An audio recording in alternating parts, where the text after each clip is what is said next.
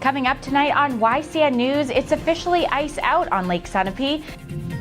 $64,000 is raised to help abuse victims. And New Hampshire Fish and Game says it's going to be a good season for turkey hunters. For more news, weather, and sports, it's time for YCN, your local view. Now, your daily digest of the Dartmouth-Lake Sunapee region, southern Vermont, and Windsor County. News, sports, weather, and all that is happening in our area. The news on YCN, your local view. Good evening. It's Monday, April 27th. I'm Abby Peel. Welcome to YCN News. Beginning tonight on a seasonal note, it's officially ice out for Lake Sunapee. For 2015, this year's date is April 25th. The ice is determined to be out when the lake can be navigated from George's Mills to Newberry Harbor. Lake Sunapee's ice out date records go back to 1869, says June Fitcher. June is the executive director of the Lake Sunapee Protective Association. And since 1869, there has been a general trend towards earlier ice out. Fitcher credits the Osborne family with the correct date, as they have done for many years. Hundreds of people participated in this year's Steppin' Up to End Violence Walk this weekend. People from Claremont and nearby towns left Claremont Middle School around 10 a.m. this past Saturday. Among that were a group of representatives from at least 50 different nonprofit groups. Whether people walked or ran the 5K course, almost $64,000 was raised. Proceeds go to help domestic violence victims and support social service programs. In all, 718 people participated. Among that number, 4 Newport firefighters walked the 3-mile course wearing work gear. To learn more about the annual fundraiser organized by Turning Points Network, go to freetosoar.org. The Wheelbrader incinerator off of Grissom Lane in Claremont remains available for purchase. That's because the sale of the plant after its first auction did not close financially. Businessman Edward Dealey bid $1.6 million recently for the plant. Now the company overseeing the plant's auction is again inviting bids, that according to WNTK Radio. The plant is privately owned, yet its closure financially affects the city of Claremont. The Valley News reports in 2013 the Wheelbrader paid $275,000 in property taxes to the city. Its water bill, also paid to the city, totaled $240,000. Wheelbrader announced the incinerator's closure in summer of 2013. After 27 years of steady operations, the company said the plant was no longer profitable. The building's footprint is about 30,000 square feet. The building and adjacent land span 9 acres. The entire property is assessed for $7.4 million. The new bidders have until this Thursday to make a deal. The issue of money comes up again in our next story. There's a campaign to put a woman's likeness on a new $20 U.S. bill. Names coming up on the poll of women on $20 include Eleanor Roosevelt and Rosa Parks. Helping to lead this effort is U.S. Senator and former New Hampshire Governor Jeanne Shaheen. Shaheen came to Nashua to speak at a Girls Inc. event. Shaheen also spoke with New Hampshire leaders today about climate change. That talk highlights energy efficiency legislation Shaheen and Ohio State Senator Rob Portman co-sponsored. This bill passed last week is heading to the president's desk for his signature. Women on 20s in an online and interactive campaign. Go to womenson20.org to learn more. Coming up on YCN News, business mogul man and TV star Donald Trump is in New Hampshire today, and Vermont Senator Bernie Sanders rails against the GOP budget. These stories, weather, and sports are all coming up when YCN News returns. The YCN News continues in a moment. Welcome back to YCN News. I'm Abby Peel. Whether you know him from his hotels or reality TV show, Donald Trump is well recognized. He's exploring a possible run for president again, and today he spoke to students and staff at New England College in Henniker. YCN News will bring you this story tomorrow. Please tune in. In national politics, U.S. Senator from Vermont Bernie Sanders says America's governors should be wary about the Republican budget plan. Cuts to social service programs and related services for the elderly, children, and working families could be drastic. Sanders also says if the GOP succeeds on its goal of repealing the Affordable Care Act, Medicaid also would be hurt. 27 million people are now covered under the nation's new health insurance law. Sanders is eyeing running for president in 2016. He has not made a definite decision. We're not sure how wild turkeys may feel about this, but a New Hampshire fish and game biologist says turkey hunters will have a good season. Fish and game biologist Ted Walski says turkey flocks made it through the winter in fairly good shape. Acorns were plentiful, so the large birds had enough to eat during the fall and winter. The frozen and icy grounds may have been difficult for pedestrians to get around last winter, but for wild turkeys, this was not an issue.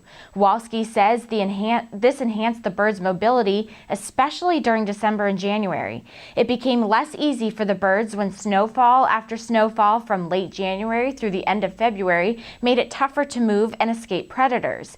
Meanwhile, the spring turkey hunt opens Sunday, May 3rd and runs through Sunday, May 31st, statewide.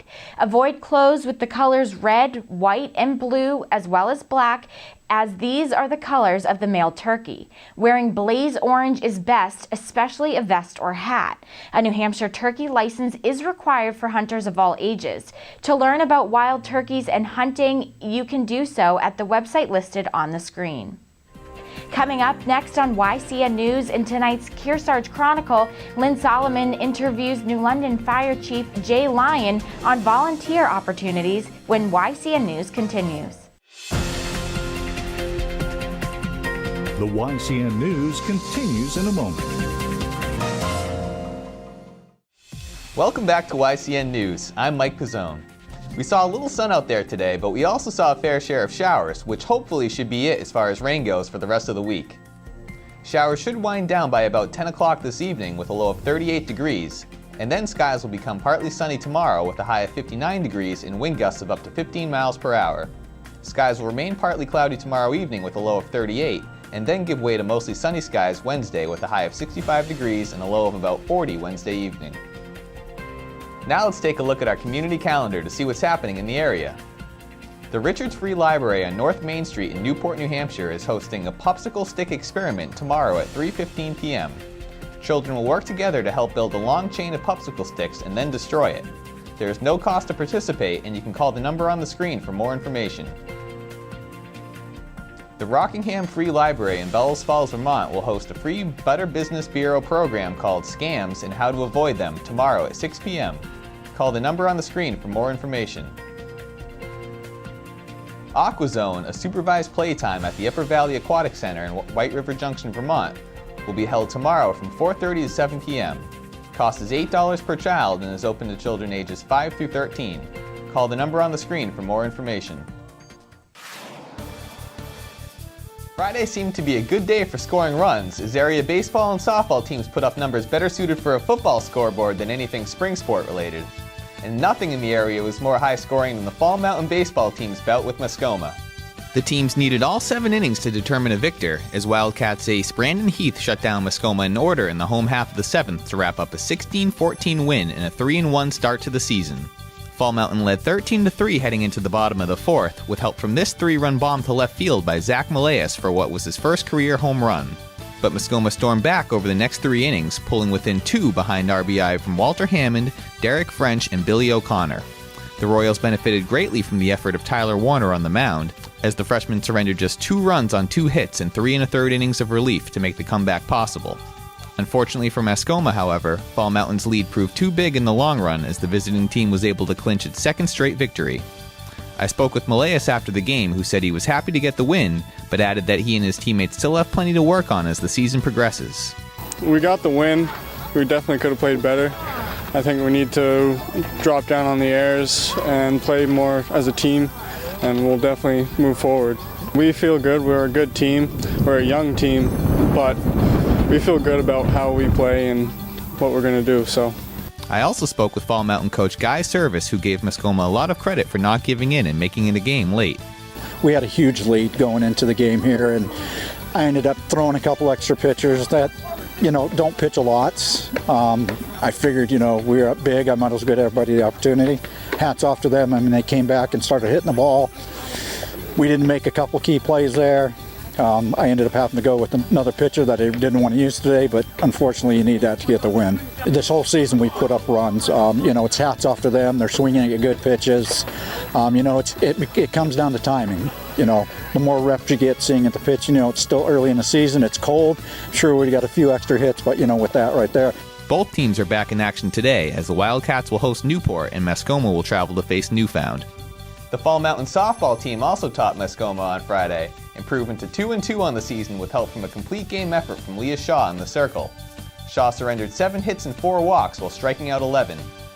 Maggie Haley led the Wildcats offense with 3 hits, and Allie Stoddard anchored the defense playing both second base and shortstop. Fall Mountain will try and win its second straight game tomorrow when it hosts Kearsarge. The Newport baseball team earned its second straight win Friday to improve to 2-1 on the season. Dawson Campbell and Matt Boone led the Tigers with 3 RBI apiece, while Spencer Coronis and Andrew Hood each saw time on the mound. Hood earned the win, allowing 1 earned run on 1 hit over 3 2/3 innings. He struck out 5. Newport will travel to play Fall Mountain today.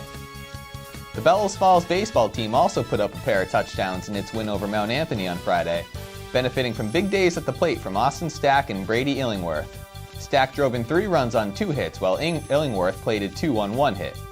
Kobe Howe earned the win from the mound, surrendering 2 unearned runs on 7 hits while striking out 6. The Terriers are now 2-1 and will host Windsor tomorrow. That does it for YCN Sports. I'm Mike Pizzone. Thanks, Mike. Capital Connections' John O'Connor brings us part 1 of an interview with New Hampshire Representative Karen Ebel. The YCN News continues in a moment.